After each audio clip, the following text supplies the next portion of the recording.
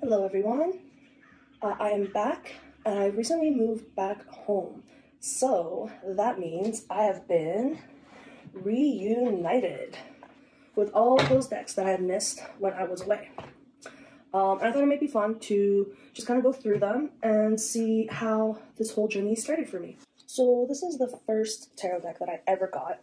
I got it when I was just a teenager, and it is the Dragon Tarot. The box is all taped up now. It's been through a lot. It's the only deck I had for 3 or 4 years, I think. And when I finished university, I decided to cut off the borders and edge them just to make them feel a little newer. So I don't read with this deck anymore. But it is the one that kind of started the tarot journey for me. So that is my first ever tarot deck. When I was kind of getting into learning more about the tarot, I found this online. And it seemed like it would provide me with the kind of depth that I was looking for. And this is the Heimdall Tarot. I've also trimmed this one. Soon after getting this deck, I realized that it really was kind of going over my head. There's a lot here, and each suit kind of follows a different culture. There's lots of different symbology used. It's very abstract. In the art, you have Hebrew letters up here. There's just glyphs or runes. So there's just a lot here that was going over my head, and I just wasn't getting it. And intuitively, it wasn't really working for me. So I thought I would, go back to the basics. I got a tarot starting kit. I think it was Tarot Made Easy or something like that. But it came with 2 mini decks. It came with the Rider-Waite mini deck and the Thoth mini deck. Now, I've also trimmed both of these down, so they are teeny tiny now. That's the Thoth. And then I also trimmed the Rider-Waite and edged it yellow. These are just the plaid back ones. So these are just really tiny now. The reason I used to trim and mod my decks was because it's how I bonded with them and how I learned them. I do it less so now, except if I feel like aesthetically I would like them more, or if physically they'd be easier to manage. But I'm hoping that in my other series, not reading the tarot, I can go over some of the ways that I get to know a tarot deck and get working with them, now that I've found other strategies other than, trimming them down. But that being said, these 2 decks with their introduction guidebook is kind of really what set me down wanting to learn more. And it gave me the foundations that I needed, that I was lacking, and I've learned so much with these 2, and they are forever kind of really important foundational decks for me. Since then, I've gotten the Thoth deck in every size. I love this deck so much. I still have a lot to learn, but intuitively, I could read this deck so easily. It's a beautiful reader for me, and I love the art, and it just speaks to me, this deck and this art. So, yeah, those are kind of 2 foundational ones there. This is actually an oracle deck, Goddess Guidance Oracle cards, and this was my first exposure to cards, even before the tarot. My friend had this deck, and she brought it to school and started doing readings, and I was like, wow, these are really accurate. And it kind of piqued my curiosity, and then we went to the shop together and got these. So yeah, this is really what started my interest. And then once I played around with these for a bit and I started reading online, I found out about the tarot. And then I got the Dragon Tarot for my first ever tarot, because I love fantasy art. and I was really drawn to it. But I think I prefer the tarot because of the structure and all the history. I'm a nerd that way, and I like learning, and I like that it all kind of has a system. So I do prefer tarot for that reason. But this is really what started it all. Um, and then before I got my second tarot deck, I thought I would make one. I actually made this bag as well. And I found these cards, the Hello Kitty cards, online for free. So I printed them on photo paper. This is a huge deck. I printed the fronts and the backs on photo paper, and then I stuck them together to make this kind of massive, massive deck. But it is honestly one of my favorites. I still even use it. I love it. It's adorable. And I would love to link below where I found these, but I can't find them anymore. This was, I don't want to give my age away, but this was like so long ago, more than a decade. So yeah, they're super cute. They are color-coded by suit, and they follow the Rider-Waite. They're just super adorable. Hello Kitty and her friends going on a little adventure. So I don't know. If someone knows where to find these still, please link it down below. I would love to do another project now that I am older and have done more in my life. I would love to reattempt making these, because these are a lot. But I love them still, and I learned a lot about the symbology and the RWS system while spending time making these. So that's that in their adorable little bag. What else do I have? I have these medicine cards, and these are also oracle cards. I got them on a whim, but their book is amazing, and I can't find the book anymore, which is a shame.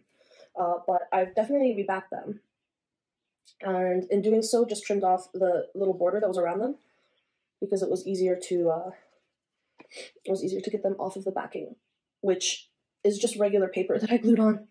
Again, I did this a while ago. There's definitely easier ways of going about it, but they are cute, and if I do ever find that book, I will be using them again. They're just a number, the name of the animal, and a little picture. So I feel like I do need the book to get more out of these cards. And I did just get here, so, you know, the book might still be somewhere. Just gotta find it. And finally, the last kind of oracle cards I have are the Gypsy Oracle cards. And while I was learning about tarot, I learned about Lenormand. And I was still quite young. I was in university. I thought I was getting Lenormand cards, but these are not that. They are still really fun. They're very down-to-earth oracle cards. There's a name for this as well, the type of oracle this is. It is not coming to me right now. So if you know, maybe you can comment down below. But this one is Faux. We have Scholar. We have Melody. We have, Malady, sorry. We have Sorrow. Lord is up here.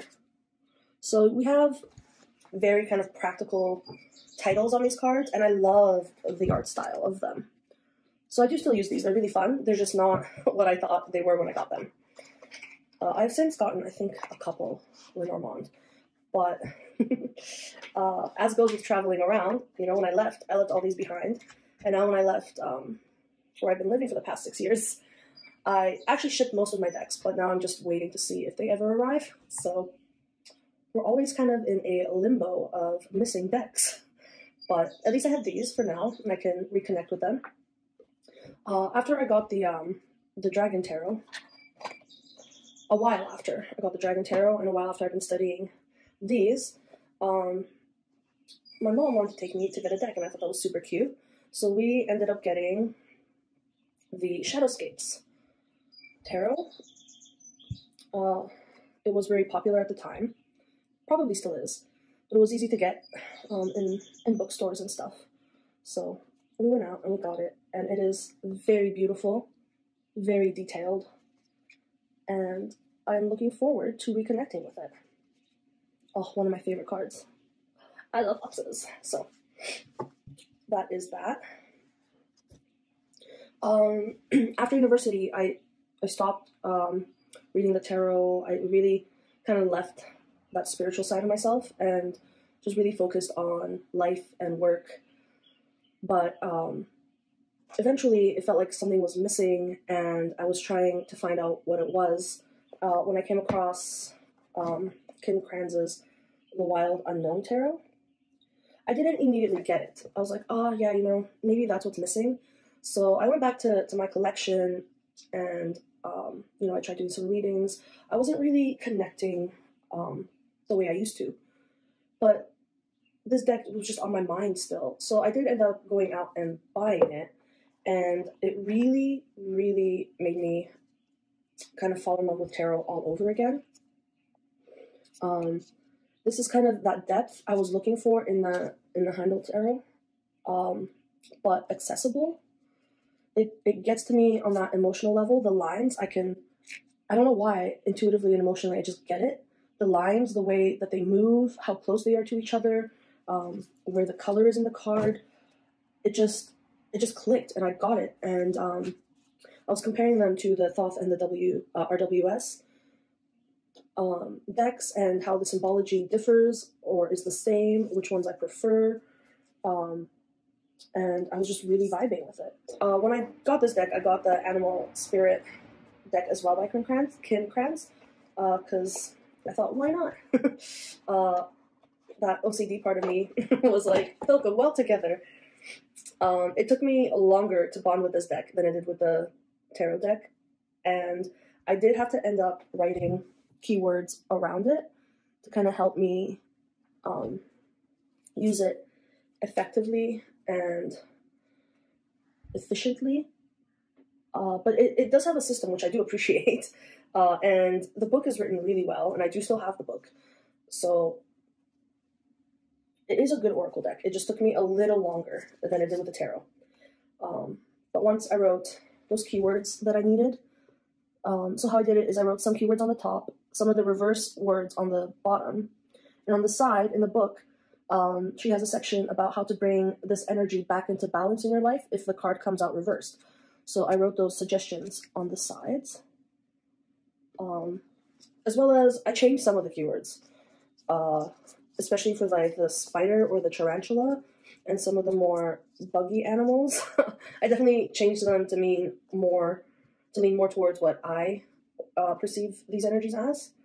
But again, I did appreciate that it was structured in a way that allowed me to do this and to use them effectively now. I don't even pair this with the Wild Unknown Tarot. I just use it on its own whenever I'm feeling there's some sort of unbalance in my life. So those are all my home decks. These are what started me on my journey. I'm super excited to be back and reconnecting, especially with the Wild Unknown. And I want to have another look at this Handle Tarot, because now that I've been studying more, I'm very interested to know if I can finally form a connection with this deck, because I do feel drawn to it. It's just when I use it, it's so hard. But I do want to explore this more, and I'm excited to be home and able to do that. I will be filming some of those how not to read the tarot videos, so look out for those. As well as soon as I got back, I mass ordered a bunch of decks that I wasn't able to get over the years where I was living. And as soon as I got home, like anything that was on my mind, I just kind of got it out of my system. So it's not what I normally do. In fact, I've never done anything like that before. So there'll definitely be a haul video coming up as soon as all of those shipments come in. Anyway, it's been nice being back and showing you guys my home decks and how I got started and what they all mean to me. And I'll be seeing you soon. In the meantime, stay safe and take care. Bye-bye.